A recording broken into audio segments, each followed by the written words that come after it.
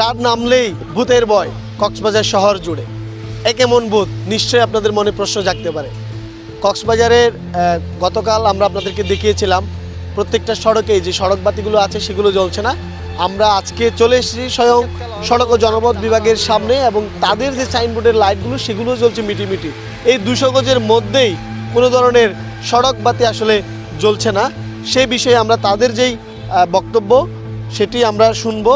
তার আগে আমরা একটু দেখাতে চাই যেখানকার পরিবেশ এবং একই সাথে এখানকার স্থানীয় যারা আছে এবং পথচারী যারা আছে তারা সেটি কিভাবে দেখছে। যে সন্ধ্যার পরপর অন্ধকার ঘনিয়ে আসলে যে চুরি ছিনতাইয়ের ভয়, সেই সাথে নানাবিধ যে অপরাধ, সেই অপরাধগুলো আমরা দেখতে পাই। আমরা একটু কথা বলতে চাই এখানে যারা আছেন তাদের সাথে। যে লাইটগুলো আছে সেই লাইটগুলো অফ, কিন্তু আমাদের তো অবশ্যই সমস্যা হয়।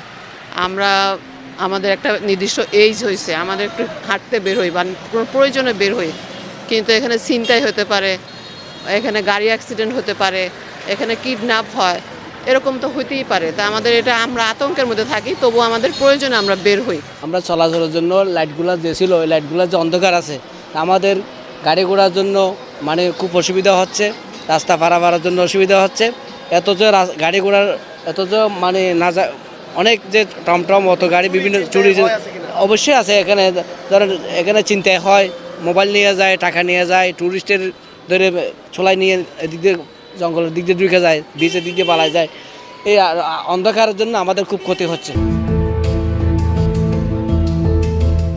বিষয়ে আমরা আসলে একটু কথা বলতে চাই সড়ক ও জনপথ বিভাগের যিনি দায়িত্বে আছেন তার সাথে আমরা মুঠোফোনে একটু কথা বলি।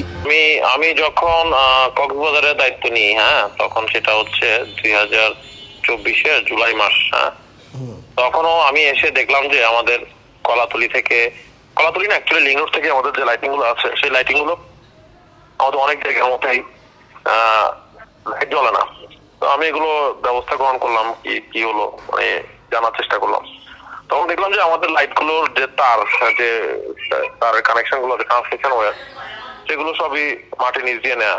এখন মাটির নিচ দিয়ে নেওয়ার কারণে এগুলো করার 4-5 দিনের মধ্যেই একটা অসাধু চক্র সেগুলো চুরি করে নিয়ে যায়।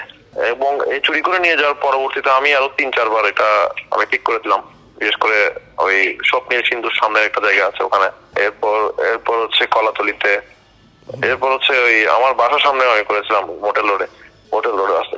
এরপর দেখলাম যে এই 4-5 দিন পর পরই চুরি হয়ে যায়, ইভেন মিটার সহ চুরি হয়ে যায়। এরপর আমি যখন সিসি ক্যামেরায় দেখলাম এবং চোরকে হাতে নাতে ধরলাম, 2-3 বার আমি ধরলাম, ধরার পর আমি থানায় পর্যন্ত করলাম, কেসও করলাম, মামলাও করলাম এবং মামলা চলমান আছে এবং হাতে নাতে চোরকে ধরা হলো। এখন সরকারের তো টাকার একটা বিষয় আছে যে আমার কাজ হচ্ছে আমি সড়কে আলোকিত করবো, কিন্তু এটা সিকিউরিটির বিষয়টা তো আসলে আমার পক্ষে মেনটেন করা খুবই দুরূহ। তো তারপর আমি পুলিশকে বলেছি, আমাদের কোঅর্ডিনেশন মিটিং এ ডিসি মহোদয়কে বলেছি, এসপি কে বলা হয়েছে। তো এরপর যেহেতু আমি এটা এখনো কোনো ফ্রুটফুল সলিউশন পাইনি, যেহেতু আমি প্রতিবারই ঠিক করতে গিয়ে টাকা নষ্ট হচ্ছে এবং সরকারের টাকা অপচয় হচ্ছে, তো আমি সিদ্ধান্ত নিয়েছি যে এটা আমি আর মাটি নিচে করবো না, এটা আমি করবো, এটা আমি ওভারহেড করবো। নতুন বছরে নতুন অফার, কক্সবাজারে 10 লাখ টাকা ছাড়ে রেডি ফ্ল্যাট। এই অফার 15 জানুয়ারি পর্যন্ত মাত্র 5টি ফ্ল্যাটের জন্য। 3 বেড 3 বাথ ড্রয়িং ডাইনিং সহ প্রিমিয়াম অ্যাপার্টমেন্ট প্রকল্পে পাচ্ছেন greenery apartment, infinity swimming pool, gym, children play zone, community hall, library, barbecue corner সহ অন্যান্য বিশেষ সুবিধা। কক্সবাজার পুলিশ সুপার কার্যালয়ের মোড়ে 10 লাখ টাকা ছাড়ে রেডি ফ্ল্যাট। এই অফার 15 জানুয়ারি পর্যন্ত মাত্র 5টি ফ্ল্যাটের জন্য। বিস্তারিত জানতে ওয়েবসাইটে ভিজিট করুন ও ফোন করুন। কক্সবাজারে প্রথম প্রিমিয়াম অ্যাপার্টমেন্ট প্রকল্প কোরাল রিফ পূর্বিতা। আমরা পুরো শহর জুড়েই গতকাল থেকে আপনাদের দেখানোর চেষ্টা করছিলাম। একই সাথে বলে রাখি, আপনারা নিশ্চয়ই শুনছেন, ইতিমধ্যেই জেনেছেন, সড়ক ও জনপথ বিভাগ বলছে যে কক্সবাজার শহরের যে সড়ক বাতিগুলো রয়েছে সেগুলো রক্ষণাবেক্ষণের জন্য সড়ক ও জনপথ বিভাগের পর্যাপ্ত লোকবল নেই। এবং একই সাথে যিনি দায়িত্বে আছেন তিনি আমাদেরকে যেমনটি বলছিলেন, একই সাথে তারা বলছেন একা সড়ক ও জনপথ বিভাগের পক্ষে এটি সম্ভব নয় পুরো শহর জুড়ে যে সড়ক বাতি সেগুলো রক্ষণাবেক্ষণের।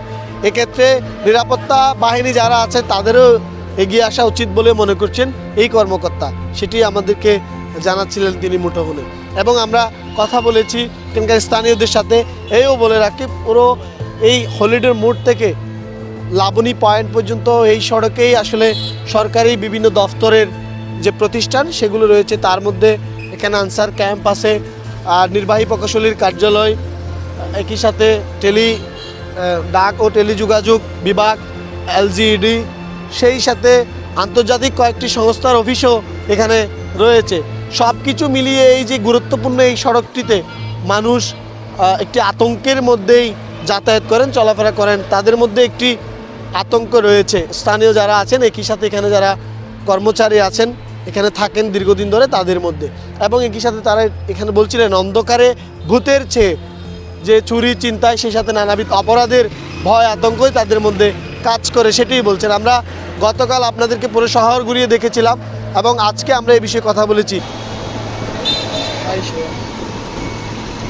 যেহেতু পুরো বাংলাদেশের যে পর্যটন রাজধানী কক্সবাজার শহরে, এখানে দেশি বিদেশি পর্যটক, সেই সাথে আন্তর্জাতিক সংস্থাগুলোও কাজ করেন। সর্বোপরি এই কক্সবাজারের নিরাপত্তা নিশ্চিতকরণের জন্যই আসলে এখানে সিসিটিভি এবং সড়কবাতিগুলো প্রয়োজন, এবং সেই সাথে যেগুলো সমস্যা আছে সেগুলো সমাধান প্রয়োজন বলে তারা বলছেন।